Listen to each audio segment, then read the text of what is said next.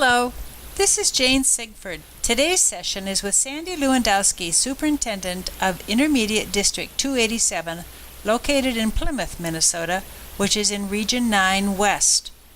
There are 4 intermediate school districts in the state: Districts 916, located in the East Metro, 287 in the West Metro, 917 in the Southern Metro, and the newest, 288 in Southwest Minnesota. The intermediates offer 120 specialized educational programs and services that member districts individually may find too difficult or too costly to provide on a smaller scale. For some services, students are referred by their district of residence. For others, students and parents can choose to enroll directly. The intermediates operate on a fee-for-service basis. Revenues generated by tuition billing. They offer area learning centers, or ALCs, career and tech centers, special education, just to name a few. Of the 4 intermediates, District 287 serves the most students in Level 4 special education programs and services of the total 4 intermediate districts. Sandy Lewandowski has been a teacher of special education for her entire career. She worked in Minneapolis for 6 years and then came to Intermediate District 287 at the beginning of the push for mainstreaming our students. Her original specialty was in working with students with physical disabilities. She branched out to serve other students, such as those identified with emotional behavioral disabilities, some of our autistic students, and others. She loved being an itinerant in 287. She became assistant superintendent for 3 years and then the superintendent, which she has been for the past 13 years. 3 years ago, Sandy received recognition in being awarded Superintendent of the Year by Minnesota Association of School Administrators. Of course, I had to ask her if she was related to Robert Lewandowski, who played on the Polish national team in the recent World Cup. Sadly, she said she didn't know. Poland didn't do too well, but at least they made it to the World Cup, which is no small feat. On Saturday, May 26, 2018, the Strib published an editorial by Sandy entitled "Resources for Student Mental Health Are a Must." Because of that article, she was interviewed on Channel 11. I then interviewed Sandy about her concern about mental health issues with our students, the correlation with school violence, and the increase in concern over these issues. You will hear several themes emerge throughout the course of this interview, including what Sandy thinks could be done to address the issue of mental health services and increasing violence in schools. When I asked Sandy why she wrote the editorial and what precipitated that, this is what she said. I think the 4 intermediates in Minnesota have been seeing an increase, significant increase in the mental health needs of students coming through our door. And with at least some of those students who have significant mental health needs, there is a propensity toward violence. And so when we saw the incident in Minneapolis at Harrison with an educational assistant being attacked, it unfortunately did not surprise me, because we are seeing an increase in injuries for kids that have those kind of significant needs, injuries to staff. And so it provided me a moment when my thoughts could come together and explain why we're seeing this. And it's primarily because there are fewer and fewer places for kids to get their mental health needs met. But school is always there. And so school has become a bigger provider, the front line, if you will, of children's mental health. And in districts like ours, those are significant mental health needs that you're trying to address. Do you agree that schools should be the frontline provider? I've changed over time. Oh. For a number of years. In fact, probably most of my career, I did not believe that schools should be the provider of mental health. I have come to the realization, however, that we are going to have to become a provider of children's mental health, because it is not being picked up in adequate ways by other entities, whether it's health insurance or the kinds of social service support structures that are out there. They're inadequate to address the level of need coming through the doors of our public schools. And so somehow we have to evolve as a educational system in partnership with other providers to become that kind of entity. We hear more now about the linkage between school violence and mental health issues. There's increasing pressure on schools to be a provider for mental health services. Are there more students with mental health issues? Are students more violent than in the past? What do you think has caused this increase? I think there's multiple factors contributing to it, but some of the things we're seeing are trends that I would agree with. For example, we're seeing a drive to reduce kids being placed in juvenile detention kinds of programs. And so those kids come into the school when they may have previously been placed in juvenile detention kind of programs. But the resources schools need to help support those kids are not coming with them. Similarly, we are seeing fewer residential treatment placements, either because the placements don't exist, or because providers are going out of business, or it's simply untenable for them to get placed there by either family or county services. So they're coming into oftentimes intermediate programs for service, and we're not prepared to meet them because we do not have the mental health supports.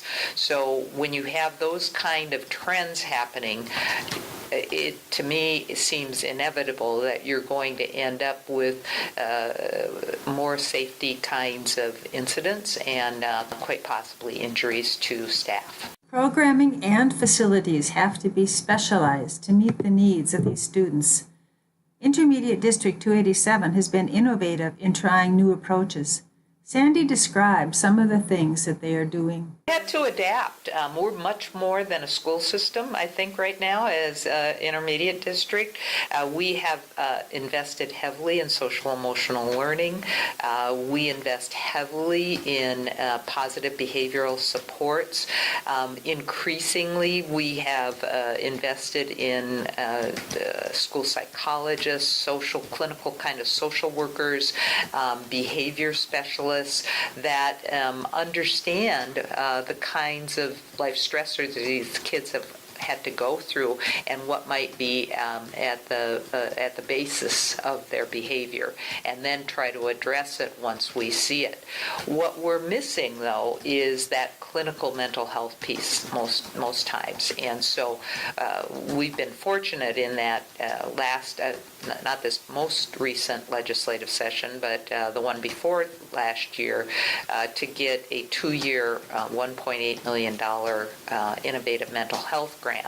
And so we're starting a co-located kind of intensive mental health program for our kindergarten through 3rd grade kids who are emotionally and behaviorally disordered.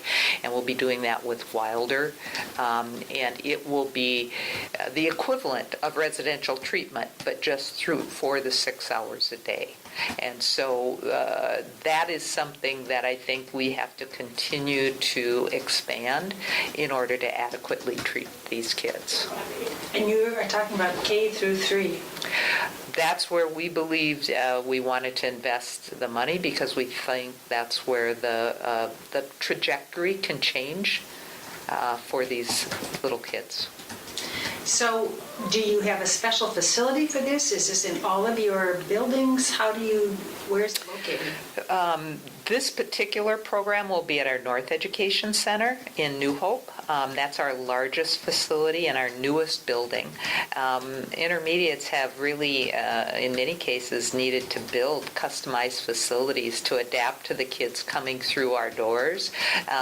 You can no longer serve a student with these very, very high needs in a traditional kind of building. You need to have it be customized to meet their particular behavioral needs. And so that's where this particular partnership will take place. But this year I testified that I could use 10 more programs like that across my district. I asked Sandy if there is a trend in the particular type of students that they are seeing. And these mental health services. I think we see two kinds of kids basically falling into this high need category. Kids who are identified as emotionally and behaviorally disordered, and kids who tend to fall more on the autism spectrum disorder. And we get staff injuries from both populations of kids, but we see some very, very high needs coming out of our autism programs, and a lot of bites, a lot of kicks, a lot of head-butting kinds of injuries. We see in our EBD programs a different kind of injury, and it tends to be ones with acute mental health kind of background operating. So kids who may be actively thinking about taking their own life. We've had kids attempt suicide in our classroom. We see kids having psychotic breaks. We send kids to the hospital via ambulance, and they're back in our schools the next day. We get kids who are not properly medicated and therefore are having issues related to not having the right medication. So there's a variety, I think, that we see, and it is significantly higher from the first year I became superintendent to now is night and day in terms of what we worry about. In fact, I would say that when I first became superintendent 13 years ago, kids that we were seeing then are back in our member districts now in special education setting 3 programs, for example. The kids we're dealing with are kids who were in acute residential treatment kind of facilities. So it really has shifted to a much higher need over time. To meet the needs of students requires highly trained teachers, specialized professionals, all of which are very costly. And this is what Sandy had to say about the cost of the programming. It's definitely a very high-cost business. Our average student is probably $60,000 a year, and we have kids who top $100,000 a year. And that, unfortunately, is paid for by public education, our member district, who is the resident district sending those students, bears the cost of that, and that is what goes into the cross-subsidy. And so I, in fact, recently said to a group of legislators it could be called the mental health subsidy rather than the cross subsidy, because I think it's unmet mental health needs that are at the bottom of a lot of that cost. And my sense of purpose is driven by trying to find a new innovative model that those kids can get that mental health in a blended kind of program within their intermediate school district programs. And what would that look like? Well, back to our elementary kids, we will have the Wilder Foundation providing a clinical therapist embedded in the classroom. So a teacher and a clinical mental health therapist will work side by side. There will also be a separate clinical mental health therapists working with family.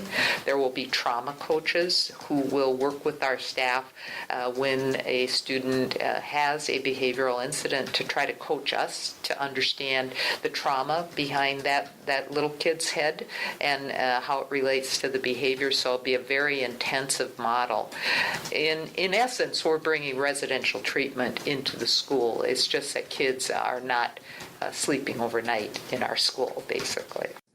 Superintendents are aware of the statewide shortage of licensed special education teachers, and the teachers at 287 require even more specialized training and skills. I think one of the things that is fairly common sense, but not always realized, is that teachers get their preparation in curriculum. They get their preparation in areas outside of mental health. And if we are to have educators working with these very high-need students, we have to provide them professional development in those areas of mental health, those areas of trauma. We need to give them strategies, and that all takes time. We cannot expect our staff, and we struggle with this, and I suspect many other school districts do too, with the very limited number of professional development days you have in a school year.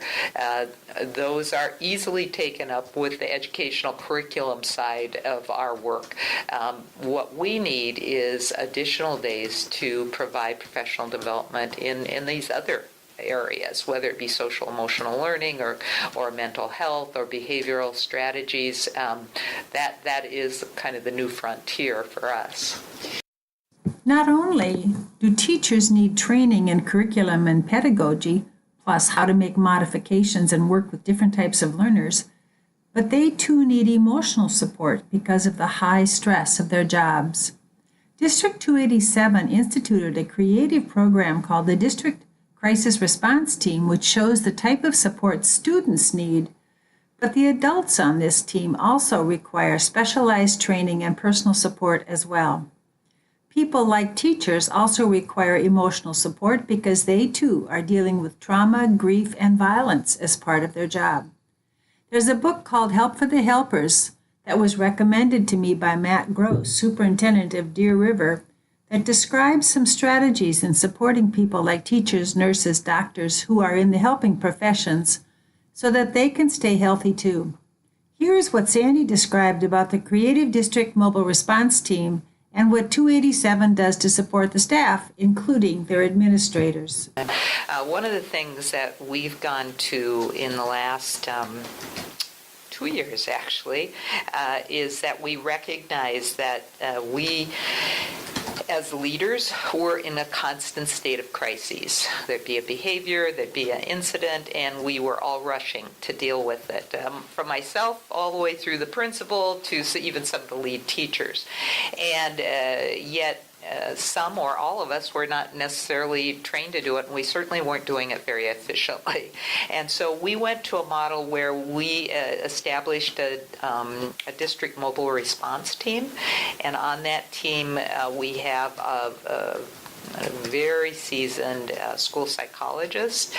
We have a clinical mental health provider. We have another psychologist, and we have one of our best safety people and a school counselor, all with varying backgrounds and various skill sets. And so with our 5 schools on any given day, we can have crises all over the district. And we have set up a system where that district mobile response team will deploy anywhere in the district at any time, depending on the crisis. And typically it's when a student is in crisis at a level beyond what the building feels they can deal with, and then we'll bring in the mobile response team who will help work through with county crisis to do an assessment of the student. They'll make a determination of whether the child should be sent by ambulance to a hospital, but they'll handle it at a higher level than the school will be able to handle it. The second thing they do is they really try to provide support to those teachers who have been part of a crisis. Oftentimes students who have been teachers who have been injured, they've been traumatized or are experiencing secondary trauma. And we increasingly need to pay attention to those professionals. They are the ones that may not realize it in the moment, but they're going to experience some post-traumatic kind of emotional distress themselves. Sometimes that means we have a continuum of things that our principal has available to them. We'll tell a staff person they can go home for the rest of the day. We'll set them up with some kind of supportive therapy. Next year, we're going to even have some serenity rooms that staff, if they've been through a particularly traumatic kind of situation, can go and just basically take some time to chill down and meditate and calm themselves after an incident. So we're really becoming more, even though we're kind of in the new frontier of that, we already have a continuum of supports that we like to provide our staff, because that we know they work in very stressful situations, and unless we attend to our staff, they're not going to be able to maintain that. There is no question that schools are seeing an increasingly complex school population with increasing societal pressures being placed upon us. Mental health and violence issues are being addressed by probably every district in the state in some way. If we take a step backwards and use our wide-angle lens instead of the zoom, we could think about, how do we envision the wider society working with schools? How do schools need to interact and incorporate services from community organizations to work on this issue? Is there a role for our professional organizations, especially to educate the general public and our legislators about the intensity of these issues? Is there a role for the teachers' unions? Sandy has some insights. Is we have to blur the lines between schools and other community organizations, whether it's county social services, whether it's the legal system, or whether it's police. We have to be able to operate much more seamlessly with those organizations. I've had experiences earlier this year, unfortunately, where I had a school locked down because of a threat, a student-to-student threat. And I could not get through those other systems in order to give me the assurance that this student who had done the threatening had access to weapons. And I had to keep the school in lockdown all day long, trying to find out whether there was access to weapons, which in that case was something we had to know. And that, to me, is something that is becoming more of a reality. And so the way to solve that is to get those access points for information opened up. That said, I've also worked on that legislatively, and it is a humongous kind of challenge legally to open up those data privacy kinds of laws. And we've not been successful, or have not even really inched forward in that regard. And yet I think it's a pivotal thing that has to happen. What would it take to open it up? It would take a concerted effort across all entities, and it would take probably a massive legislative intervention to change them, because the privacy laws are so tight and so strong that it's going to take a large effort to open them up. Sandy's ideas of what the teachers' unions could do is very different than the role that we have seen in the past. They could, I think, continue to share that as a priority, and secure the kind of resources needed. What I fear, and I saw especially late in the school year, is a troubling trend that teachers become more and more fearful, kids become more and more fearful, and each threat becomes a evidence that you're in an unsafe situation. And I think that our teachers union, as well as our professional organizations from a leadership standpoint, need to be speaking up about that reality of fear that is starting to sink in, and what it's going to do to our larger system over time. We're already in a teacher shortage before this recent trend of school shootings. And I think anyone can understand that you need to be a good teacher, or that you can only be a good teacher when you're not afraid of the atmosphere that you're in. And right now we have a fearful climate in our educational communities. I unfortunately had two very serious threats the last week of school, so just the week before last.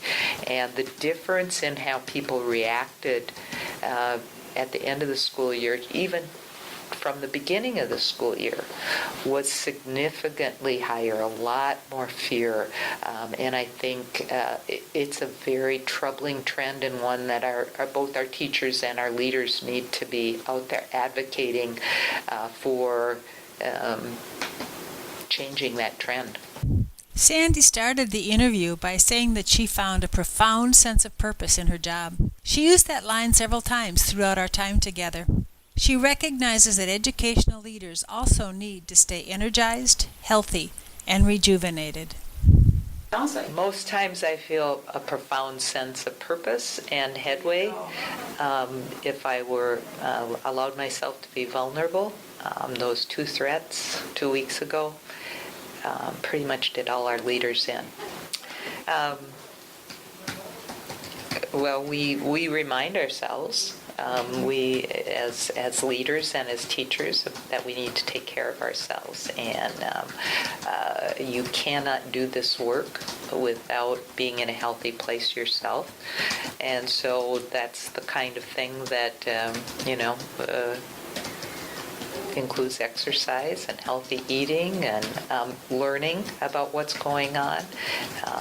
Those are all things that are critical. They're not optional in this line of work. On the survey I sent to superintendents earlier this year, most responded that they would like to help change the public message about education, to help people understand the importance of a free public education, and that education is crucial for all kids. Sandy, and obviously she has a staff who share her beliefs, feels strongly about the moral purpose of what she and other educators across our nation do on a daily basis. Well, Jana Shortall is an excellent TV interviewer, and she was immediately touched by the students and was very personable and easy to talk to. I think the thing that came out was actually the part by one of my assistant directors participated in the interview, and Jana Shortall asked her, so why do you do this? And her answer was around, it's a moral issue, it's an ethical issue. We need to do this work. And it was such a strong statement about, I think, the foundation of education and the foundation of education for all kids, whether you are a talented student or you are a student with great need. You deserve that public education. And so I think that came through very strongly. And I think the other thing that came through was the significant change in responsibility for public schools being at the center of this work. Although Sandy works in a specialized setting, there are some things we could all learn from her experiences. When I asked what she learned that she would offer to other superintendents, this is what she said. I think most superintendents increasingly understand how many kids are coming through our doors with mental health needs. 1 in 5 kids has a diagnosable mental health condition. It means 20% of our kids could be receiving services because they have a mental health condition. What I think other schools could learn is that the way to do that is to open our doors to providers and blend the models in. What we're short, and I think this is even an aha on my part just in the last year, what we have to find is the non-reimbursable costs for that service. Because the providers are going to come in and they're going to bill insurance. It's that portion, whatever that is, maybe 25% that isn't reimbursable, that we need to find the funding for. And then it's not so overwhelming to figure out how to do it. And I think we need to find that through policy changes. In fact, right before you came in, there was actually a business, quite a reputable businesswoman who saw my editorial and came in, and she wants to organize a public health campaign and involve the University of Minnesota, and was searching out ways to solve this problem. So, I think it's a manageable problem. We just have to get the right leaders in the room to solve it. So what are some next steps for Sandy? I have to keep saying this is our reality. And these are the kinds of mental health conditions we're seeing. These are the kinds of injuries our staff are incurring because people don't understand it. And once they understand it, then I can open the conversation. So I have been more vocal and will continue to be more vocal in the upcoming year about this issue. Some of the statistics that Sandy gave me on her handouts were that in the year 2016 to 17, there were, at District 287, 266 critical incidents, 320 staff injuries, 51 ambulance calls for mental health crises, and 71 psychiatric consultation referrals. We have to change our model. We can't sustain what we're doing right now. I know as intermediates we can't sustain it. It's too expensive. There's too many safety risks.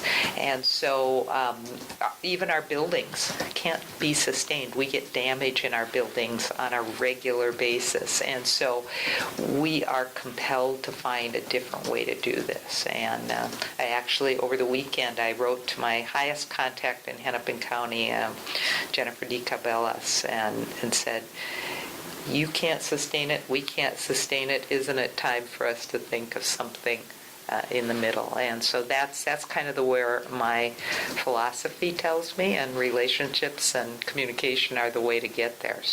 In summary, Sandra Lewandowski is a leader who assesses the needs of her students and staff to create programs and services designed to meet unique needs. She's willing to try new models and new solutions, yet she relies on what we know to be important, like the value of the relationships we create with our students and our peers. Her collaborative style reflects the need for 21st century leaders to be listeners and team members. As she names it, her profound sense of purpose is evident in the creation of several creative ideas that are designed to provide a meaningful public education to students who have high needs. Some of the ideas are use of trauma coaches, implementation of district mobile response teams, designing unique facilities, crossing bureaucratic lines to work with community agencies, utilizing school safety coaches to diffuse situations, implementation of a K-3 grant that is basically a residential program for young children to receive intensive instruction, but they're still able to live at home. The creation of serenity rooms, the use of a circle for students and staff to share concerns and gather support from one another. The ability to put aside the curricular lesson for the day and deal with more pressing emotional issues, just to name a few of the outstanding facilities and programs that 287 and other intermediates offer. All of these programs could not exist without a culture of mutual respect, trust, and belief in the moral purpose of a public education for all kids. Many thanks to Sandy, her staff, and other educators who work hard every day to teach and support our future generations. Thank you for listening. Again, my name is Jane Sigford. My email address is jlsigford@comcast.net if you have some words of wisdom to offer us all. To close, some final words from my favorite philosopher, Dr. Seuss.